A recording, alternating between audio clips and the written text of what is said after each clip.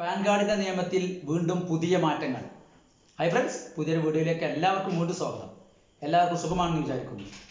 ഇന്ന് നമ്മൾ ഡിസ്കസ് ചെയ്യാൻ പോകുന്നത് പാൻ കാർഡിനെ കുറിച്ച് തന്നെയാണ്. ഏപ്രിൽ 1-ാം തീയതി മുതൽ പാൻ കാർഡിനെ അപേക്ഷിക്കുമ്പോൾ വരുന്ന മാറ്റങ്ങളെ കുറിച്ചാണ് നമ്മൾ ചർച്ച ചെയ്യാൻ പോകുന്നത്. നമുക്കറിയാം, ഇതുവരെ നമുക്കൊരു പാൻ കാർഡിനെ അപേക്ഷിക്കുമ്പോൾ ആധാർ കാർഡ് മാത്രം മതിയായിരുന്നു.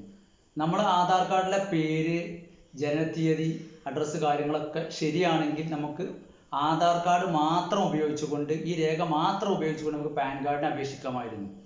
എന്നാൽ ഇൻകം ടാക്സ് ഡിപ്പാർട്ട്മെൻറ്റ് ഇപ്പോൾ കൊണ്ടുവന്നിരിക്കുന്ന പുതിയ നിയമം അനുസരിച്ച് ഏപ്രിൽ 1-ാം തീയതി മുതൽ ഇനി പാൻ കാർഡിനെ അപേക്ഷിക്കുമ്പോൾ ആധാർ കാർഡ് മാത്രം ഉപയോഗിച്ചുകൊണ്ട് നമുക്ക് അപേക്ഷിക്കാൻ കഴിയില്ല. അതായത് ആധാർ കാർഡിലെ ജനനത്തീയതി ശരിയാണെങ്കിലും തെറ്റാണെങ്കിലും ആ ഡേറ്റ് ഓഫ് ബർത്ത് ഒരിക്കലും നമ്മുടെ ഡേറ്റ് ഓഫ് ബർത്ത് തെളിയിക്കുന്നതിനുള്ള രേഖയായിട്ട് അംഗീകരിക്കുകയില്ല എന്നാണ് പറയുന്നത്.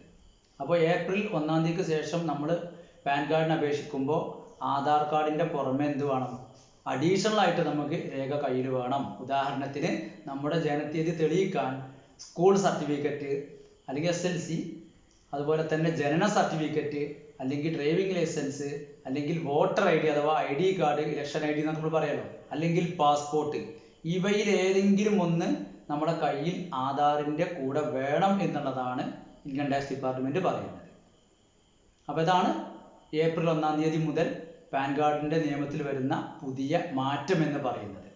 ഓക്കെ, അതായത് സർക്കാർ ഇപ്പോൾ ചെയ്യുന്നത്, പല കാര്യങ്ങൾക്കും ആധാറിലെ ജനനത്തീയതി ഇപ്പോൾ ഉപയോഗിക്കാൻ കഴിയില്ല എന്നുള്ള നിയമമാണ് വരുന്നത്. ഉദാഹരണം പറയുകയാണെങ്കിൽ പാസ്പോർട്ടിന് അപേക്ഷിക്കാൻ ഇപ്പോൾ നേരത്തെ ഞാൻ പാൻ കാർഡിൻ്റെ കേസ് പറഞ്ഞ അതേപോലെ തന്നെ നമുക്ക് ആധാർ കാർഡ് മാത്രം ഉപയോഗിച്ച് ഒരു കാലത്ത് നമുക്ക് പാസ്പോർട്ട് എടുക്കാമായിരുന്നു. അതിലെ ജനനത്തീയതി എന്താണോ, അതിലെ പേരെന്താണോ, അഡ്രസ്സ് എന്താണോ, അത് പാസ്പോർട്ടിൽ വരുന്നത് മാത്രമേ ഉള്ളൂ. നമുക്കത് ഉപയോഗിച്ച് ചെയ്യാമായിരുന്നു. എന്നാൽ പതുക്കെ പാസ്പോർട്ടിൻ്റെ കാര്യത്തിലും ഈ നിയമം ബാധകമായി. അതായത് ആധാർ കാർഡിലെ ജനനത്തീയതി അഥവാ ഡേറ്റ് ഓഫ് ബർത്ത് ഇനി നിങ്ങളുടെ ജനനത്തീയതി തെളിയിക്കാനുള്ള രേഖയായിട്ട് അംഗീകരിക്കുകയില്ല. അതിന് അഡീഷണൽ ആയിട്ടൊരു പ്രൂഫ് വേണം എന്ന് പറയുകയും, അങ്ങനെ ആളുകളൊക്കെ നട്ടോട്ടം ഓടി. കാരണം പ്രായമായ ആളുകൾക്കാണ് ഇതൊക്കെ ബുദ്ധിമുട്ട് വരിക. കാരണം അവരെ സംബന്ധിച്ച് അവർക്ക് ഒരു ആധാർ ഒരുവിധ എല്ലാ ആളുകൾക്കും ഉണ്ടാവും. അതല്ലാതെ ഒരു സ്കൂൾ സർട്ടിഫിക്കറ്റോ മറ്റ് ലൈസൻസോ ജനന സർട്ടിഫിക്കറ്റ് ഒന്നും ഉണ്ടായിക്കൊള്ളണമെന്നില്ല. അപ്പോൾ അങ്ങനത്തെ കേസിലൊക്കെ നമ്മൾ ചെയ്തിരുന്നത്, ഇവർക്ക് സ്കൂൾ സർട്ടിഫിക്കറ്റ് ലഭ്യമല്ലെങ്കിൽ ഇല്ല എന്ന് പറഞ്ഞാൽ പിന്നെ ഈ ആധാർ പ്രകാരം അവർക്ക് ജനനത്തീയതി തെളിയിക്കാൻ ഒരു പാൻ കാർഡിന് നമ്മൾ അപേക്ഷ കൊടുക്കുകയാണ് ചെയ്തിരുന്നത്.